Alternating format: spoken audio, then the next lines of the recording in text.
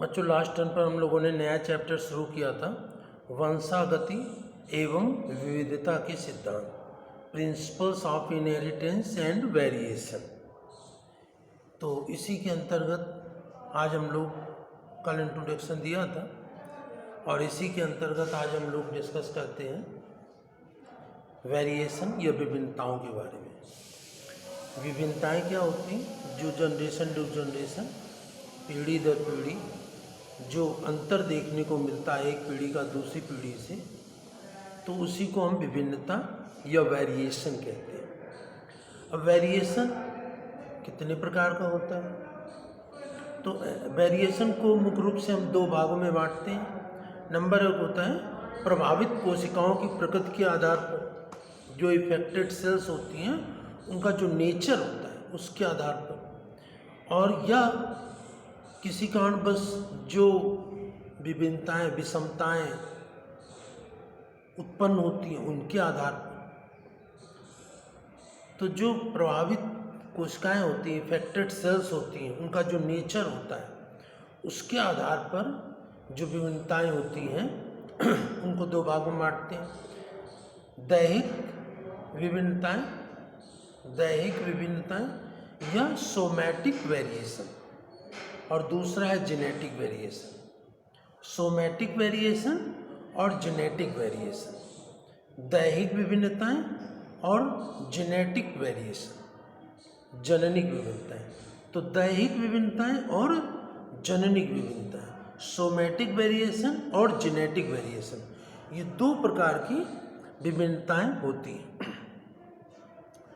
तो ये जो प्रकृति में विभिन्नताएं होती हैं, उन विभिन्नताओं के आधार पर जो विभिन्नताएं उत्पन्न होती हैं बात हमारे शरीर की कोशिकाओं की प्रकृति पर।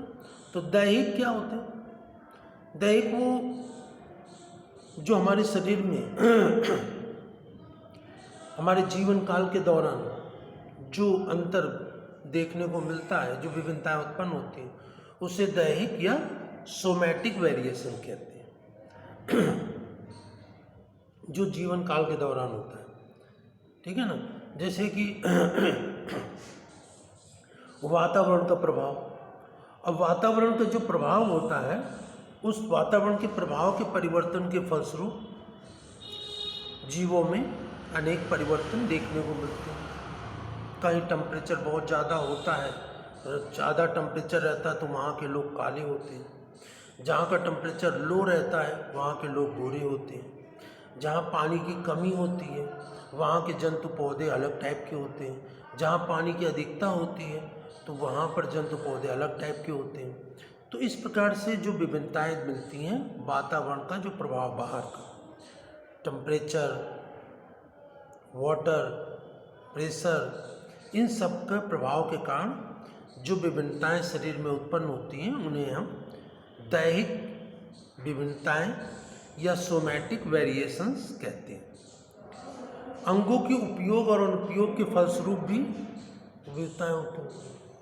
जीव जिन अंगों का उपयोग करता है उनका विकास होता है, जिन अंगों का विकास उपयोग नहीं करता है उनका विकास नहीं होता है। जैसे कि बताया गया है कि जो जीव जंगल में रहते हैं वो अधिक शक्तिशाली ताकतवर होते हैं, और जिन जंतुओं को हम पाल लेते हैं, हमारे घर में पालतू होते हैं, तो वो अपने अंगों का उपयोग अधिक नहीं करते, इसलिए वो ज़्यादा शक्तिशाली नहीं होते। तो जो जीव प्लांट हो या एनिमल अपने अंगों का अधिक उपयोग करते हैं वो शक्तिशाली और मजबूत होते हैं, और उनमें जो विभिन्नताएं उत्पन्न होती हैं वो बहुत ही सर्वाइव करने वाली होती हैं, अच्छी होती हैं। तो वातावरण के प्रभाव के कारण दैहिक विभिन्नताएं होती हैं। अंगों के उपयोग और अनुप्रयोग के कारण भी, use and disuse of organs के फलस्वरूप भी विभिन्नताएं उत्पन्न होती हैं। और किसी के शरीर से किसी भी अंग का हट जाने या ऑपरेशन द्वारा हटा दिए जाने या किसी चीज़ को लगा देने से भी शरीर में विभिन्नताएं उत्पन्न होती हैं। तो ये तो पहली तो सोमैटिक हुई, जो वातावरण के प्रभाव से होती हैं या अंगों के उपयोग से होती हैं, uses and disuse of organs, direct effect of environment के फलस्वरूप होती हैं। और दूसरी होती जेनेटिक जननी। और जननिक विभिन्नताएं जो होती हैं वो जीन्स में, डीएनए में, आरएनए में किसी प्रकार का कोई परिवर्तन होता है, उस परिवर्तन के फलस्वरूप भी विभिन्नताएं उत्पन्न होती हैं।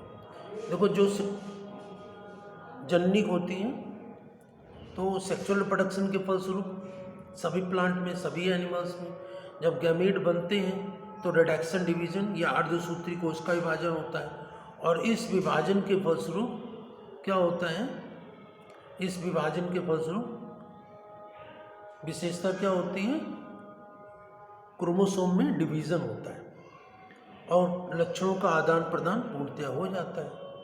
और ये डिवीज़न सही ढंग से ना हो पाए तो विभिन्नताएं या वेरिएशन देखने को मिलते हैं। तो जीन्स में, डीएनए में किसी भी प्रकार का, आरएनए में किसी भी प्रकार का कोई परिवर्तन होता है तो उस परिवर्तन के फलस्वरूप ये विभिन्नताएं देखने को मिलती हैं। जो जीन में होगा तो वो जेनेटिक कहलाएगा। और इसी प्रकार से जो विभिन्नताएं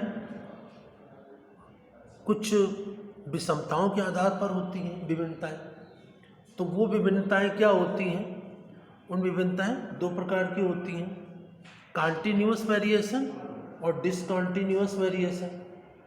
कॉन्टिन्यूअस वेरिएशन जो लगातार होती रहती है स्वतंत्र रूप से, कॉन्टिन्यूअस वेरिएशन सतत रूप से चलती रहती है। तो कॉन्टिन्यूअस वेरिएशन में क्या होता है, छोटे छोटे परिवर्तन होते रहते हैं, जैसे कि बालों का रंग, बालों का आकार, बालों का रंग, बालों का आकार, ये हाइट का, आँखों का रंग, आँखों का आकार, ठीक है ना, पेड़ पौधों में उनकी पत्तियों का आकार, पेड़ का आकार, ये सब सतत कॉन्टिन्यूअस वेरिएशन लगातार पीढ़ी दर पीढ़ी होता रहता है। ये कॉन्टिन्यूअस वेरिएशन कहते हैं इसको, सतत विभिन्नताएं कहते हैं, सतत रूप से होती रहती पीढ़ी दर पीढ़ी। और ये विभिन्नताएं जो होती हैं, ये विभिन्नताएं सतत रूप से जो पीढ़ी दर पीढ़ी होती रहती हैं, उनका कोई ज़्यादा प्रभाव नहीं होता है। इसमें आँखों में, कान में, नाक में, मुंह में कोई परिवर्तन, शरीर की संरचना में कोई परिवर्तन, बहुत मामूली रंग रूप का, नेचर का ये परिवर्तन होता रहता है। तो ये कॉन्टिन्यूअस वेरिएशन होता है, ठीक है ना, स्वतंत्र रूप से होता रहता है। और एक होता है मेरिस्टिक वेरिएशन। मेरिस्टिक वेरिएशन कैसा होता है, ये भी कंटिन्यूअसली होता रहता है। जैसे हम लोगों में कभी कभी 5 उंगलियों के बजाय 6 उंगलियां हो जाती हैं किसी किसी में, तो इसे मेरिस्टिक वेरिएशन कहते हैं। सितारा मछली होती है, उसकी 5 भुजाएं होती हैं, तो कभी कभी उसमें 5 भुजाएं की जगह 6 भुजाएं हो जाती हैं, 6 आर्म्स हो जाते हैं, तो ये मेरिस्टिक वेरिएशन होता है। तो ये सतत कंटिन्यूअस वेरिएशन जो होता है, ये स्वतंत्र रूप से स्टाइल से होता रहता है, पीढ़ी दर पीढ़ी छोटा छोटा होता है।